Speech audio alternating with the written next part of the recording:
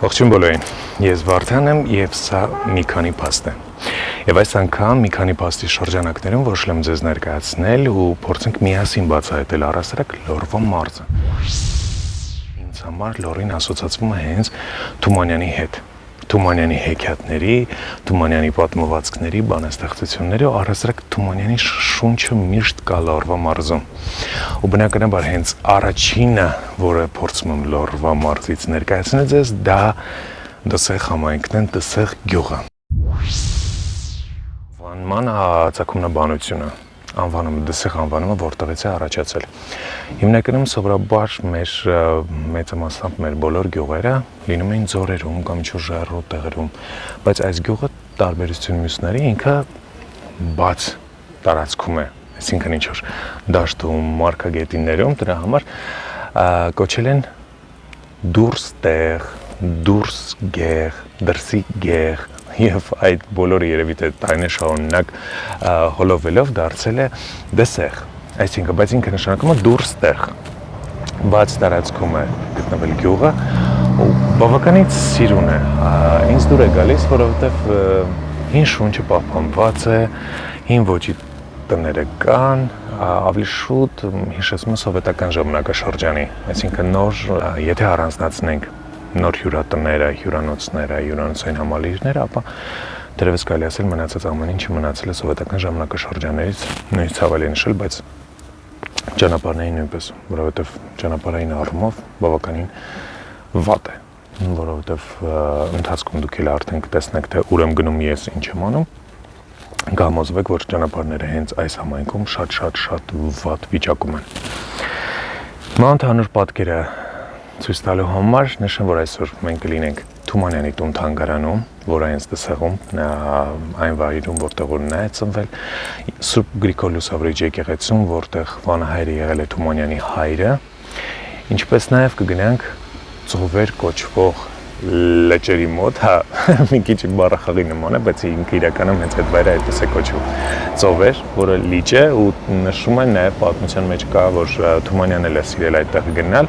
բավականին հետաքրքիր ու գեղեցիկ վայր է, չգիտեմ, ըստ նկարների կգնանք եւ միասին կբացահայտենք, կտեսնենք։ Միայն գիտեմ, որ սովետական ժամանակաշրջանում այնտեղ որպես ջրամբար կամ ոռոգման նպատակով է օգտագործվել այդ լճերը, թե լիճը։ Ինքը ամենայն դեպս տեղացիները կոչում են Ծովեր։ Եվ շատ եմ ուզում եւ կփորձեմ հասնել այնտեղ Մամիկոնյանների հիմնադրած եկեղեցին, կրկին Սուրբ Գրիգոր, որը նույնպես կուզեմ, որ միասին մենք գնանք։ Հիմա պարզապես տեսախցիկով կշրջենք Դսեղ համայնքում, որպեսզի պատկերացում ստեղծվի, թե ինչ է առհասարակ իրենից, ինչ տեսք ունի Դսեղը մեր օրերում, ու այնուհետև կշարժվենք բոլոր իմ նշված ուղղություններով։ Սա Հովհաննես Թումանյանի հուշարձանը Դսեղի կենտրոնական հրապարակում տեղադրվել է 1969 թվականին քանդակագործ Ղուկաս Չուբարյան, իսկ ճարտարապետն է Լիպարիտ Սադոյանը։ Սա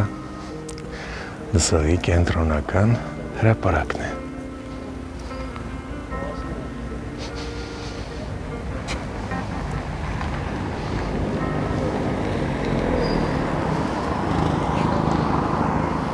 Սա Թումանյանի տուն-թանգարանն է դրսից։ Ամբողջությամբ միանշանակ ցույց չեմ տա, որպեսզի ձեզ համար էլ նույնպես հետաքրքիր լինի ու ինքներդ գաք, բայց սա հենց Թումանյանի տունն է, սա Թումանյանի հայրն է, Տեր Թադեոսը, այսինքն անունը Ասլան է եղել, ով եղել է հոգևորական ու հենց գյուղի բակում գտնվող եկեղեցու Տեր հայրն է եղել։ Եվ այս սենյակում է ծնվել Թումանյանը։ Ահա պատկերացրեք միակամուտը, որտեղից եղել է լույսի մուտքը։ Չեմ պատմում, չեմ ցույց տալի շատ բաներ, որպեսզի զուտ հետաքրքիր լինի։ Գիտեմ, որ Թումանյանի մայրիկի օժիտն է։ Եվ մի բան էլ, որ կարևորեցնեմ, որ այս ամեն ինչը խալիները Թումանյանի մայրիկի ձեռքի աշխատանքներն են, չեմ խոր տալիս գալով Դսեղ անպայման այցելեք Վարպետի տուն-թանգարան։ Իդեպ նշեմ, որ նրա սիրտը ամփոփված է այս մատուրում։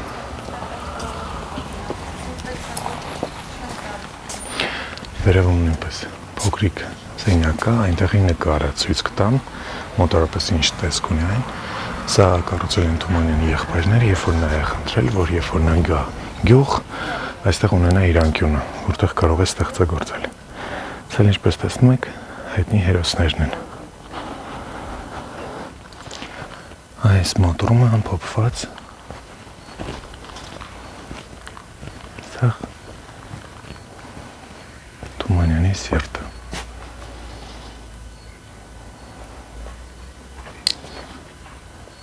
Տուն թանգարանի կողքը գտնվում է Սուրբ Գրիգոր Լուսավորիչ եկեղեցին, որը կառուցվել է 5-ից 7-րդ դարերում։ Տեր Թադևոսն է եղել քահանան, ում աշխարհիկ անունը Ասլան, Հովհաննես Թումանյանի հայրն է։ Այսինքն կառուցվել է ճիշտ է 5-ից 7-րդ դարում, բայց 10-րդ դարում կառուցվել է Զանգակատունը Մամիկոնյան իշխանական տոհմի կողմից եւ այսա տեսնում եք, սա Մամիկոնյանների զինանշանն է, երկ գլխանի արծիվը, տեսնում եք իր ճանկերով ինչ-որ զոհ է բռնել։ Հիմա կոնկրետ չեմ հիշում, բայց երևի գառը, չգիտեմ, ամեն դեպս գիտեմ, որ Մամիկոնյանների զինանշանն է։ Նույնիսկ այստեղ հարևային ժամացույց կա։ Ահա։ Ամենայն դեպս հաճելի, որովհետև վերևի մասը տեսնում եք ինքը նոր է։ Այսինքն եկեղեցին անընդհատ տարբեր դարաշրջանում վերակառուցվել է, վերջինները, երբ որ ես ուսումնասիրում էի, վերաբերում էին 1900-ական թվականներին, ինչպես նաև 1960-ականներին էլ կար որոշակի բաներ, որոնք որ փոփոխվել էին։ Այստեղ տեսնում եք հին գերեզմանատունը պահպանված։ Հիմա փորձեմ մոտ գործել եկեղեցի եւ ներկայացնեմ ներսից, թե ինչ տեսք ունի եկեղեցին։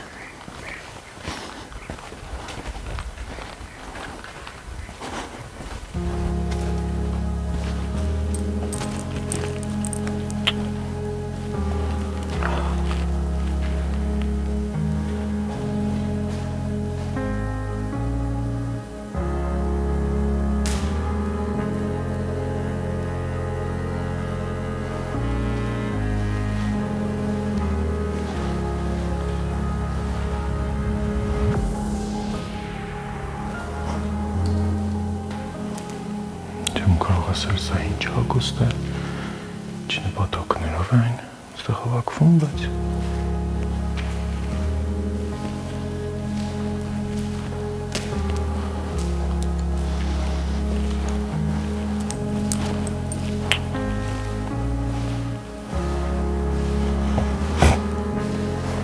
խորանի երևում է, որ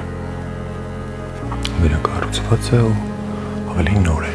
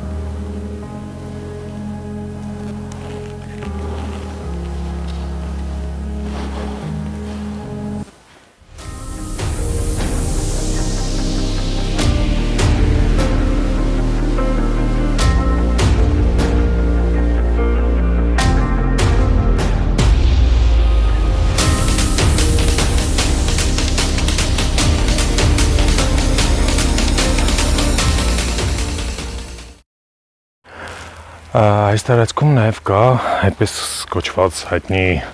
ծովեր, հենց անվանում կոչվում է ծովեր, բայց ինքը լիճ է, որը բավականին գեղեցիկ է ու նամանավանդ գալով դսեղ չի կարելի չգալ այդ վայր։ Ցավոք, դսեղից մինչև այդ լճեր կոչվող հատվածը հասնելը ինքը ճանապարհը շատ վատն է, որովհետև ճանապարհից մնացել է ընդհանրապես ճտարը։ Այսինքն չես կարող հասնել adekvat ճանապարհով։ Հիմա փորձում եմ համենայն դեպս գոնե մենք այդ վայրը հասնենք, տեսնենք, զգանք, հասկանանք ճիշտ են գնում, ճիշտ ուղով ենք շարժվում, ինչա մեզ առջևում սպասվում եւ ի վերջո արժեր այդտեղ հասնել, թե ոչ։ Հիմա տեսախցիկը կուղեմ ու դուք էլ կհասկանաք, թե ուր են գնում, արժե գնալ այդտեղ, թե ոչ։ Այ մի հատ ցավալի բան եմ ուզում արձանագրել, որ բոլոր այն վայրերում, որտեղ որ տեսնում եք բնության գրքում, եթե կա նման տիպ տաղավար, մեր լեզվով ասած բիսեդ կա, ապա դիտվում է այսպիսի պատկեր։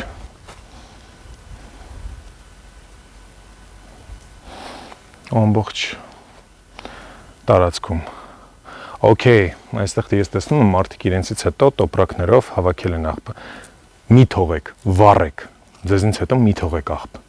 որովհետև տեսնում եք անտեր շանտում շներ կենթանիներ գալիս են, պատռում են ու ի վերջո դառնում է պատկերը սա։ Պատկերացեք ինչ սիրուն է, երբ նայում ես կանաչ, գեղեցիկ ու անկյուններում տեսնում ես այսպես տեսարան։ Չգիտեմ, ինչ տեսակ նեղվում ես, այն վերևն էլ ծառերի արանքում տեսնում եք։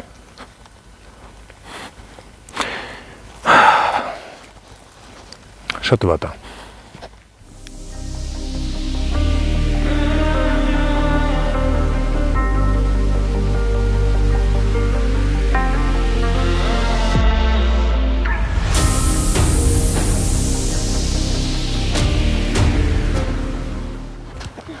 Ահա,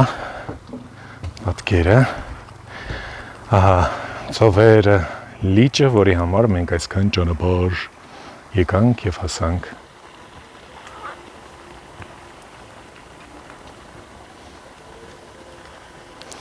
Մարդիկ գալիս են այստեղ պիկնիկի,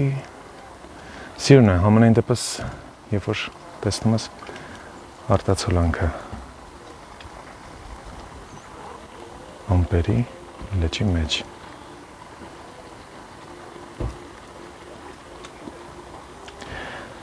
Բայց ճանապարհ գոյություն չունի։ Շատ վատն է ճանապարհը։ Ոստի ենթադրությունը թողնում եմ ձեզ։ Դուք ուզում եք այստեղ գալ, թե ոչ։ Ահա, ճանապարհը արահետը, որը որ մենք գնում ենք հետ։ Չգիտեմ, հաճելի է, գեղեցիկ է, բայց կարելի է նմանատիպ վայր այցելելու համար, նամանավանդ եթե ունենք նմանատիպ վայր, ավելի գեղեցկացնել ճանապարհը ու ավելի լավը դարձնել այն։ Որովհետև ներկայությամբ այն այդքան էլ հաջող չէ։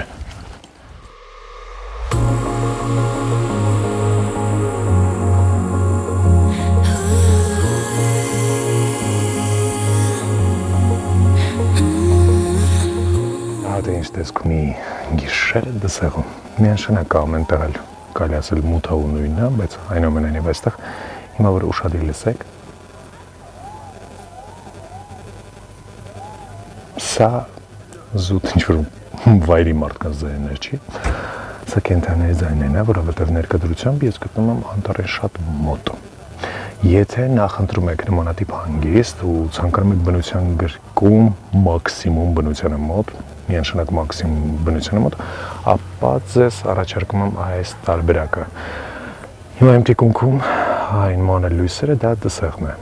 Դսեղ գյուղ չհասած վերևի հատվածում կա նմանատիպ գլեմփինգ։ Բավականին գեղեցիկ է, հետաքրքիր է։ Սնվելու պարագայում նույնպես խորհուրդ եմ տալիս, որովհետև ես ինքս փորձել եմ, ես գոհ եմ։ Հիմա տեսախցիկը կուղեմ եւ դուք ինքներդ կհասկանաք մոտավորապես ինչ տեսարան է սա կարելի ասել լրիվ վայրի հանգիստ է։ Չնայած լրիվ վայրի մի տեսակ ուրիշ ձև է, որովհետև Այսինքն մենք վրաններում ենք, բայց ամենայն դեպս վրաններում ոչ թե քնապարկի մեջ են քնելու, այլ քնում ես նորմալ անկողնային պայմաններում։ Բայց ինչևէ միևնույն ժամանակ, երբ որ ես ցույց եմ տալի գլեմփինգի մեկ տարբերակ ունենք, ահա այ լինքի հիմա դուք կտեսնեք Ենոքովան գլեմփինգին է, որը գտնվում է Ենոքովանում։ Այնտեղ սանհանգույցը գտնվում է վրանների ներսում։ Այստեղ թե բաղնիքը, թե զուգարանը գտնվում են դրսում։ Դա ինչ որ առումով դա կարող է խնդիր առաջացնել, որովհետև երեկան հաստատ կամ գիշեր դու ոտքով գնալու ես։ Հանգիստը կարող է լինել նաև այս տարբերակով։ Ոչ միայն հյուրանոցային, այնուամենայնիվ։ Այ հիմա հենց տեսախցիկ որտեղ ուղղում է, այնտեղ նույնպես բավականին լավ հյուրատուն է, որը դսեղ չհասած է։ Իսկ այս հատվածում արդեն իսկ դսեղ գյուղն է։ Իսկ հիմա վրանի ներսը ցույց տամ, թե իրենց ինչի ներկայացնում։ Միաժամանակ ես իրեն կոճկած եմ պահում, որպեսզի խուսափենք միջատներից։ Ահա, սա է վրանն է։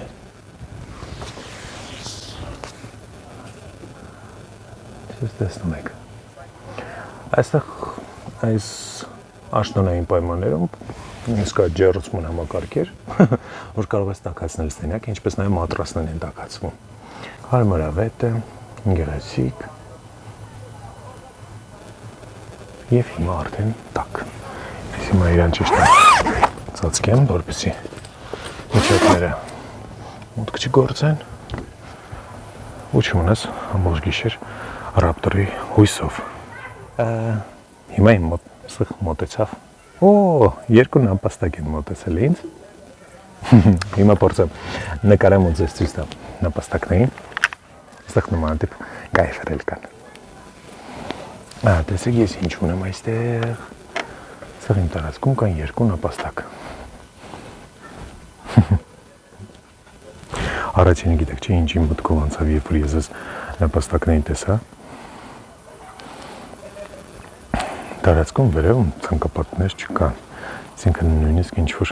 սետկա ասվածը գոյություն չունի, որից նաև ասում եմ լավ են մտածել, որովհետև եթե գիշեր այս տարածք ինչ-որ գազան ներխուժի, հաստատ մենք առաջի զոհը չենք լինի։ Մեր իսկ մաքսիմում բնության մոտ։ Դա ինչ, հիմա հրաժեշտ չեմ տալիս, մեզ ասում եմ բարի գիշեր, որովհետև մենք արդեն իսկ պատրաստվում ենք գնալ քնելու, իսկ ձեզ մաղթում եմ հաճելի դիտում, որովհետև կրկին գեղեցիկ տեսարանները ամենայն դեպս մի քանի բաստի շրջանակներում շարունակվելու են։